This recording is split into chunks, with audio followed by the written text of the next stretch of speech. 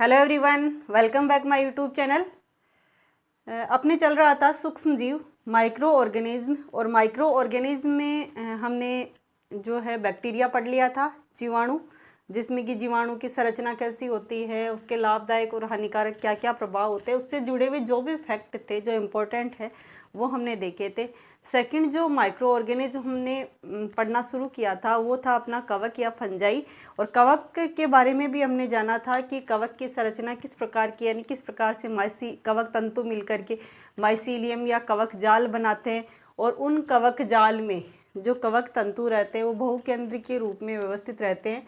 साथ ही साथ हमने कवकों की कोशिका भित्ति जो काइटिन की बनी होती है और कवकों की संरचना को देखा था। उसके बाद में हम बात कर रहे थे कवकों के लाभदायक और हानिकारक प्रभावों के बारे में कि कवक जो है उनका क्या लाभदायक उपयोग होता है और किस तरह से वो हानि पहुंचाते हैं। तो दोनों ही है इफेक्ट, और दोनों को सम्मिलित रूप से हम महत्व के अंदर पढ़ते हैं। कवकों का महत्व अपना चल रहा था जिसमें लाभदायक प्रयोग हो चुके थे। कवकों के क्या लाभ है, क्या बेनिफिट है, कवकों का क्या लाभदायक उपयोग होता है। सबसे पहला उपयोग हमने देखा था कि कवक जो है उनके द्वारा एंटीबायोटिक्स बनाई जाती है। एंटीबायोटिक जो सबसे पहले बनाई गई एंटीबायोटिक है कवकों से वो है पेनिसिलिन। पेनिसिलिन जो एंटीबायोटिक है वो पेनिसिलियम नोटेटम नामक कवक से अलेक्जेंडर फ्लेमिंग ने बनाई थी। इम्पोर्टेंट बनता है ये फैक्ट। उसके बाद दूसरा जो यूज इसका हमने पढ़ा था कि भोज्य पदार्थों के रूप में भी कवकों को यूज किया जाता है, जिसमें ईस्ट जो है वो प्रमुखतया यूज होता है। ईस्ट जिसका जो नाम है सेकेरोमाइसिस सर्विसी, उसको कई प्रकार के केक या फिर बेकरी उद्योग में, या फिर टेम्प जो एक बहुत खाद्य पदार्थ बनता है सोयाबीन और कवक से। इसके अलावा भी अन्य जो पदार्थ है या फिर किण्वन में और कई खाद्य पदार्थों में ईस्ट को या सेकेरोमाइसिस सर्विसी को यूज किया जाता है। इसके अलावा मशरूम है, खुद जो है भोजन के रूप में प्रयुक्त होता है। वैसे मशरूम की कई प्रजातियां होती है, कुछ हम हानिकारक में भी देखेंगे कि विषाक्त होती है, जहरीली होती है, जो छत्रक के रूप में सड़े गले पदार्थों पर उगाती है। लेकिन कुछ मशरूम जो होती है प्रोटीन का अच्छा स्रोत होती है, इस कारण खाद्य पदार्थ के रूप में खाद्य कवक के नाम से जानी जाती है। और कुछ अन्य जो कवक है उनको भी खाद्य पदार्थों के रूप में यूज़ किया जाता है क्योंकि प्रोटीन का स्रोत होने की वजह से। साथ ही साथ ईस्ट जो होता है विटामिन बी कॉम्प्लेक्स का भी स्रोत होता है। प्रोटीन के साथ साथ विटामिन बी कॉम्प्लेक्स भी इससे मिलता है। कुछ कवकों का जो उपयोग है कार्बनिक अम्लों की प्राप्ति के रूप में होता है, यानी उनसे कार्बनिक अम्लों को भी प्राप्त किया जाता है। जैसे पेनिसिलियम है उसे गैलिक अम्ल मिलता है एस्परजिलस से, और इसके अलावा जो राइजोपस है इनसे जो है सिट्रिक और लैक्टिक अम्ल प्राप्त किए जाते हैं। इसके अलावा जैविक अनुसंधान में हमने कवकों के उपयोग देखे थे कि जो न्यूरोस्पोरा कवक है, न्यूरोस्पोरा कवक को पादप जगत का ड्रोसोफिला कहा जाता है क्योंकि जितने भी आनुवंशिक प्रयोग जो मोस्टली पादप जगत से संबंधित किए गए हैं न्यूरोस्पोरा पर किए गए, तो इसलिए ये कहलाता है आनुवंशिक प्रयोगों में यूज होता है। और इसके अलावा कुछ लाइकेन क्या होते हैं, सल्फर युक्त माध्यम में वृद्धि नहीं कर पाते और इसी कारण प्रदूषण के सूचक के रूप में इनका प्रयोग किया जाता है। तो कुछ लाभदायक उपयोग हमने कवकों के देखे थे।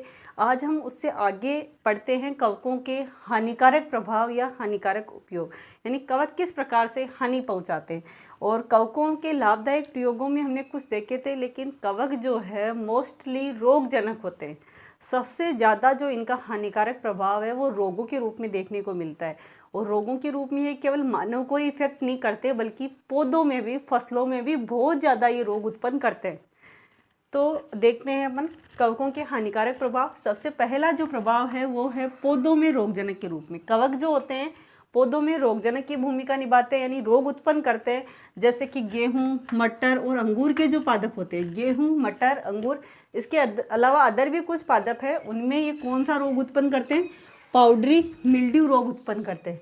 पाउडरी मिल्ड्यू रोग मोस्टली आप जो है मिल्ड्यू रोग पढ़ते हैं हम, रस्ट रोग यानी रोली रोग और स्मट रोग, ये सारे जो रोग होते हैं कवकों की वजह से होते हैं। और कवकों से होने वाले ये सारे जो भी रोग होते हैं, इन रोगों में जो कैरेक्टर दिखाई देते हैं, सिम्टम्स जो नज़र आते हैं पौधे पर, या तो पौधे की पत्तियों पर, तने पर, किसी भी भाग में जो है उभार बन करके उनमें चूर्ण बन जाता है, यानी कि उनमें एक सफ़ेद या काला भूरा अलग अलग रंग के चूर्ण या पाउडर जैसी संरचना दिखाई देती है। तो वो मोस्टली जो है कवक का संक्रमण होता है। तो कवकों की वजह से गेहूं, मटर, अंगूर इनमें पाउडरी मिल्ड्यू रोग हो जाता है। साथ ही साथ जवार, गेहूं और जौ में स्मट रोग भी कवकों की वजह से होता है। स्मट रोग पहला रोग मिल्ड्यू रोग होता है, साथ ही गेहूं, जवार और जौ में स्मट रोग हो जाता है।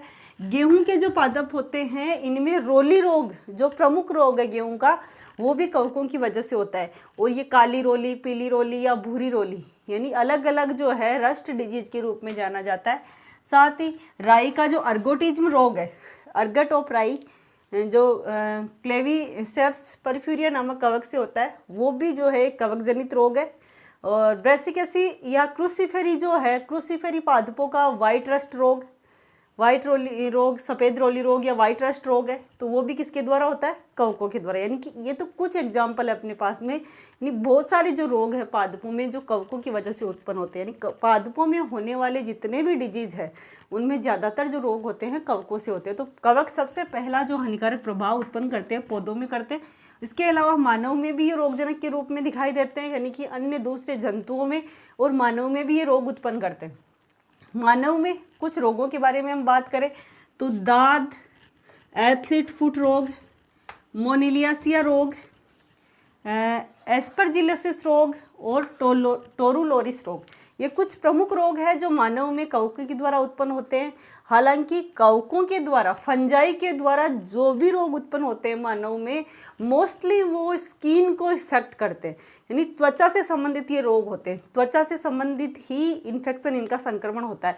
आंतरिक भागों में इनका संक्रमण बहुत ही कम मिलता है। तो बाहरी सरफेस पर, सतह पर इनका संक्रमण होता है, जिसमें कि दाद, खाज, खुजली, मोस्टली जो संक्रामक रोग कवकों के द्वारा अपन सुनते रहते हैं। दाद जो रोग होता है कौन से कवक के द्वारा होता है?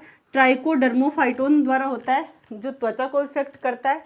इसके अलावा एथलीट फुट रोग जो होता है, ये किसको इफेक्ट करता है? त्वचा को इफेक्ट करता है। एथलीट फुट जो रोग होता है ये एपिडर्मोफाइटोन कवक के द्वारा होता है और ये पैरों को इफेक्ट करता है। यानी कि जो पैर है, पैरों में जब कवक का संक्रमण हो जाता है तो पैर जो है उनमें संक्रमण ज़्यादा हो जाता है। तो एथलीट फुट यानी मोस्टली अंगुलियों में, जहाँ पर एथलीट फुट नाम इसलिए दिया है क्योंकि जो एथलीट होते हैं, धावक वगैरह होते हैं, वो जब कि दौड़ते हैं या कोई भी जो गेम वगैरह खेलते हैं तो उसमें क्या होता है, पैरों की अंगुलियों में धूल मिट्टी से या पसीने की वजह से इन्फेक्शन हो जाता है और उसकी वजह से जो एपिडर्मोफाइटोन कवक है वो संक्रमण कर देता है, जिस रोग को नाम दिया गया एथलीट फुट रोग। मोनिलियासिया रोग, ये जो होता है कैंडिडा एल्बिकेंस के कारण होता है। कैंडिडा एल्बिकेंस जो है वो मोनिलियासिया रोग उत्पन्न करता है। इस रोग में क्या होता है, फेफड़े संक्रमित हो जाते हैं, यानी फेफड़ों पर इसका प्रभाव होता है। उसके बाद में एस्परजिलोसिस रोग जो है वो एस्परजिलस कवक की वजह से होता है और एस्परजिलस कवक क्या करता है, ये श्वसन से संबंधित बीमारी उत्पन्न करता है, यानी ये श्वसन क्रिया को प्रभावित करता है। अगला है टोरुलोरिस रोग, जो कि क्रिप्टोकोकस कवक जो होता है उसकी वजह से होता है और ये भी फेफड़ों से संबंधित बीमारी है, यानी कि फेफड़ों को ही इफेक्ट करता है ये कवक। तो मानव में ये कुछ रोग थे जो कवकों की वजह से होते, कुछ के नाम हमें ध्यान रखने होंगे। दाद रोग, एथलीट फुट, मोनिलियासिया, एस्परजिलोसिस, टोरुलोरिस, कौन कौन से कवकों के द्वारा होते हैं मोस्टली और कौन से भागों को इफेक्ट करते हैं। उसके बाद में अगला जो इनका हानिकारक प्रभाव है वो है विषाक्तता, यानी टॉक्सिटी। टॉक्सिन्स प्रभाव इफेक्ट जो है प्रभाव है वो उत्पन्न करते हैं, ये विषाक्तता प्रकट करते हैं कुछ कवक, जैसे कि क्लेवीसेप्स जो परफ्यूरिया कवक है। क्लेवीसेप्स परफ्यूरिया कवक क्या करता है, राई में अर्गट रोग उत्पन्न करता है। राई में जो अर्गट रोग उत्पन्न होता है तो इसमें क्या होता है, इस कवक की वजह से राई में कुछ एल्केलॉइड उत्पन्न हो जाते हैं, जिसको अर्गोटिज्म कहा जाता है।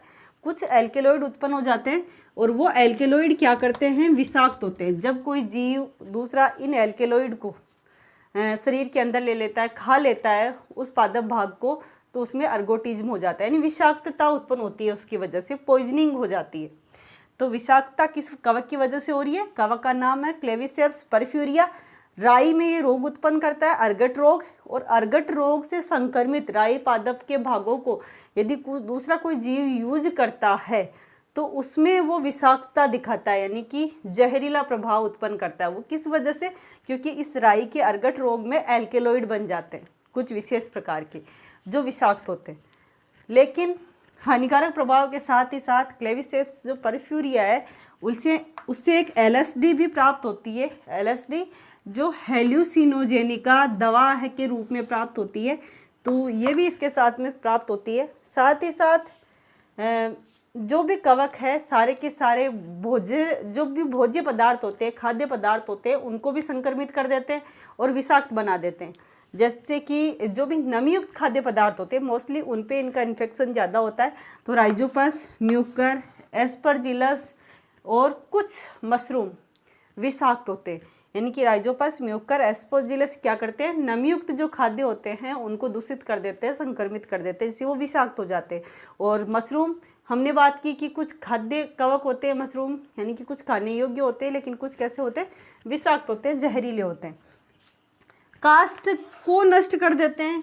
कवकों का संक्रमण जो है कास्ट पे भी, लकड़ी पे यानी कि वृक्षों पर भी होता है। तो वृक्षों की जो कास्ट होती है, लकड़ी होती है, उसको भी ये क्या कर देते हैं? उसको संक्रमित करके नष्ट कर देता है। और कास्ट को नष्ट करने वाले कवक का नाम क्या है? पॉलीपोरस गैनोडर्मा। पॉलीपोरस गैनोडर्मा जो कवक है वो लकड़ी को, पेड़ों की जो कास्ट होती है, लकड़ी होती है, उसको संक्रमित करके नष्ट कर देता है। इसके अलावा ये चट्टानों पर अनुक्रमण करते हैं। कवक जो होते हैं चट्टानों पर अनुक्रमण, यानी कि चट्टानों पर सबसे पहले कवक ही उगते हैं लाइकेन के रूप में, अकेले नहीं, लाइकेन के रूप में जो कवक है चट्टानों पर उगते हैं, जिससे कि चट्टानों का क्षरण होने लगता है। चट्टानों का क्षरण होने की वजह से वहाँ पर क्या हो जाता है? धीरे धीरे फिर जो है शैवाल, फिर कुछ ब्रायोफाइट्स जो है वो उत्पन्न होने लग जाते हैं, जिसको हम अनुक्रमण कहते हैं। यानी चट्टानें धीरे धीरे टूटने लग जाती है और वहाँ पर धरातल निर्मित हो जाता है। तो चट्टानों का अनुक्रमण भी ये कर देते हैं। ये कवकों के कुछ हानिकारक प्रभाव हमने देखे कि पौधों में रोगजनक के रूप में होते हैं और पौधों में पाउडरी मिल्ड्यू, रस्ट, स्मट आदि रोग उत्पन्न करते हैं। साथ ही राई में अर्गोटिज्म भी उत्पन्न करते हैं, अर्गट रोग उत्पन्न करते हैं, जिससे कि अर्गोटिज्म विषाक्तता उत्पन्न होती है। मानव में रोगजनक है दाद, एथलीट फुट, मोनेलिसिया, एस्परजिलोसिस और टोरलोरिस रोग उत्पन्न करते हैं। विषाक्तता के रूप में क्लेविसेप्स परफ्यूरिया जो है राई में अर्गट रोग उत्पन्न करता है, जिससे भी विषाक्त एल्केलॉइड बन जाते हैं।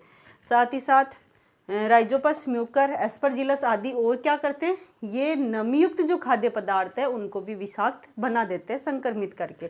मशरूम की कुछ जातियां तो खुद ही कैसी होती है? विषैली होती है। और एस्परजिलस के बारे में एक और फैक्ट है, एस्परजिलस को कहा जाता है प्रयोगशाला का खरपतवार। एस्परजिलस को प्रयोगशाला का खरपतवार क्यों कहा जाता है? क्योंकि एस्परजिलस क्या करता है?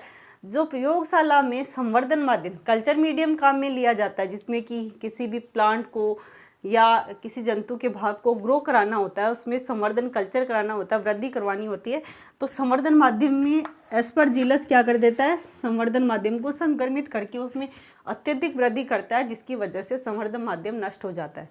तो इसलिए इसे प्रयोगशाला की खरपतवार के नाम से जाना जाता है एस्परजिलस को। और पॉलीपोरस गैनोडर्मा कास्ट को, लकड़ी को नष्ट करता है। और कुछ लाइकेन क्या करते हैं? चट्टानों पर अनुक्रमण करते हैं। इसके अलावा तो ये कवक के हानिकारक प्रभाव थे अपने। कवक के बारे में हमने देखा था कि कवक जो है मोस्टली मृतोपजीवी विषमपोषी होते हैं।